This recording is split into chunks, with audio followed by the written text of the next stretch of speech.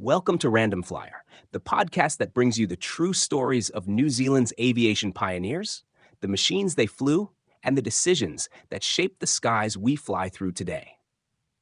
This video is part of a series exploring the early development of airlines in New Zealand, from the introduction of the Transport Licensing, Commercial Aircraft Services Act in 1934, through to the outbreak of war in late 1939. The series covers the inauguration and growth of the main trunk operator, Union Airways, along with the feeder services Air Travel New Zealand Limited, Cook Strait Airways, and East Coast Airways, as well as the unsuccessful competitor, New Zealand Airways. There are 5 videos in total, so keep checking back to uncover more stories about New Zealand's pioneering airlines. Today, we take a deep dive into the fascinating history of Air Travel New Zealand Limited, a pioneering company that transformed air travel across New Zealand's rugged west coast. From its inception in 1934 to the onset of World War II, air travel became a vital lifeline for the remote communities of South Westland. In 1934, New Zealand's air transport infrastructure was just beginning to take shape. Several small companies had sprung up all around the country, including names like New Zealand Airways, West Coast Airways, and Dominion Airways. They were offering basically charter services in single-engine biplanes, but they were becoming increasingly organized and confident in their operations. They were making money on charters, but they knew what would really generate revenue would be well-patronized scheduled operations. The Transport Coordination Board had recently been established to oversee aviation operations in the country. It was during this time that Air Travel New Zealand Limited was born. Founded by Flight Lieutenant J.C. Mercer, a seasoned pilot with over 18 years of flying experience, the company set out with a bold vision to connect South Westland's isolated communities through air travel. The first major step came in November 1934, when Air Travel announced a new airmail service operating between Hokitika and Haast Pass. The service, expected to start on December 18th, would use the newly imported Havilland DH.83 Fox Moth aircraft. This aircraft was chosen for its reliability and suitability to the West Coast's challenging flying conditions. It could carry up to 4 passengers, but initially, for safety reasons, only 2 passengers would be flown at a time. The Fox Moth was designed in 1931 as a low-cost light passenger aircraft, based on the famous de Havilland DH.82 Tiger Moth, of which more than 8,000 were built. Many components, including the engine, tailplane, fin, rudder, and wings, were identical to those of the Tiger Moth. To these existing components was fitted a purpose-built fuselage, where the pilot sat in a raised cockpit behind the small enclosed passenger cabin, which was usually fitted with 3 seats for short-range flights. Total production of the DH-83 DHC-83C Fox Moth was 153, 98 in England, 2 in Australia, and 53 in Canada after World War II. The first Fox Moth for Air Travel NZ was the last of its type produced in England before production was transferred to Canada. The decision to offer a passenger and mail service was a significant move, especially since many areas of South Westland had been virtually unreachable by anything other than packhorse or foot. With a dozen landing grounds prepared along the route, the service was set to revolutionize travel across this wild and remote region.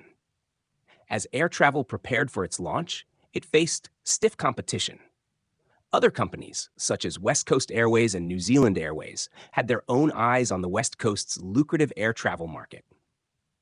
In December 1934, Mr. Mercer applied for a license to operate a regular service around South Westland.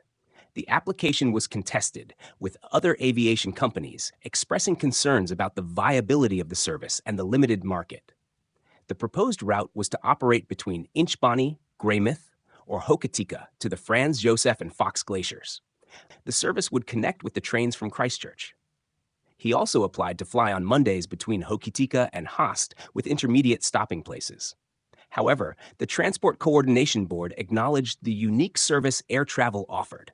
The West Coast, with its dense forests, mountains, and rugged terrain, was difficult to access by land. Air travel's service wasn't just about convenience. It was a lifeline to communities and a tool for fostering economic development. Passengers wishing to visit the glaciers would leave Christchurch on the 10 o'clock express train and arrive at Inchbani at 2:55 p.m. The plane would then leave Inchbani at 3:20 p.m., arriving at Hokitika at 3:40 p.m. The aircraft would then depart Hokitika at 3:55 p.m. and, after flying over the glacier, arrive at the hotel at Franz Josef at 4:50 p.m. Afternoon tea was taken at the hotel before leaving again at 5:35 p.m., arriving back at Inchbani at 6:30 p.m., connecting with the 7 p.m. train back to Christchurch. The inaugural flight of air travel was a momentous occasion. On December 20th, 1934, the first aerial passenger service from Inchbani to the Franz Josef Glacier was launched. The journey, although brief, was a marvel of modern aviation. Passengers left Christchurch by train and were then flown to the glaciers, arriving just hours after leaving the city. The whole trip, including scenic aerial views of the glaciers, was an unparalleled experience for those fortunate enough to make the journey. During 1935, the airline expanded. The company's success in carrying passengers and freight across the South Westland region led to further growth. New routes were added, and the company began to broaden its services, flying not only tourists, but also mountaineers, medical patients, and settlers in remote areas. Mercer demonstrated the practical utility of aviation for mountaineering by flying climbers and their provisions into the rugged headwaters of the Arawata River, on the border of Westland and Otago. This was just one example of how the company's services were being integrated into the fabric of local life. The directors of the company were forced, by the unexpectedly large volume of traffic, to buy a new aeroplane. They considered the Fox Moth ideal for their work, but found that production of the type had ended. However, on the second-hand market, they discovered they could buy the Prince of Wales machine. They considered its provenance a sufficient guarantee of its condition and ordered it by cablegram. The first annual report, on the 10th of August 1935, demonstrated an excellent first year. After paying £611 to the Canterbury Aero Club for hire while its own machine was being repaired following an incident on the West Coast, and providing £100 for depreciation, air travel finished its first year with a debit in the profit and loss account of only £2. This was considered a good achievement, especially when it is remembered that the company had been actually operating for only a little more than 6 months. On the 27th of September 1935, the company received permission to use the Prince's Fox Moth and to start doing taxi work around the South Island, as well as their scheduled flights. The mail traffic was so heavy that it was often necessary to make one trip with mail and a second carrying passengers. The busy tourist season was approaching, and yet another machine was necessary. The following year, the company would probably have to employ a twin-engined aeroplane. 1936 started with the announcement that Cook Strait Airways, the twin-engine Dragon Rapide flying feeder line, was given the license to run from Wellington via Nelson down the South Island west coast as far as Hokitika. This led to a large increase in traffic, and by the second year's annual report, the airline was producing a 3% dividend. The company had gone from a £2 loss in its first year to a £387 profit in its second. It was said that Air Travel New Zealand Limited was probably the only non-subsidized airline in the British Empire that was making a profit and paying a dividend to its shareholders. That year, air travel had firmly established itself as a key player in West Coast aviation. The company had also begun to innovate, acquiring more aircraft and extending its services. The new aircraft was the Havilland DH.90 Dragonfly, which it purchased in 1937. This new plane, with its twin engines, was better suited to the region's needs and offered more capacity for both passengers and freight.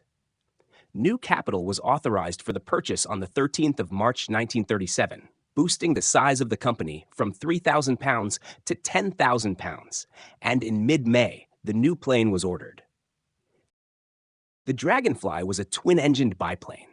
Its engines were de Havilland Gipsy Major 4-cylinder inline engines of 130 horsepower, giving a top speed of 125 knots and a cruising speed of about 105 knots.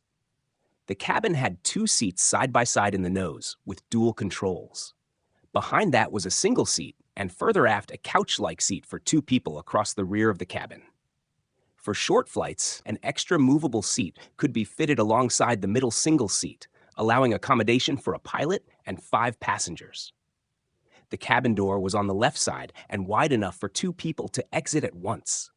While superficially resembling the Dragon Rapide used by Cook Strait Airways, the Dragonfly drew its design and construction from the de Havilland Comet Racer.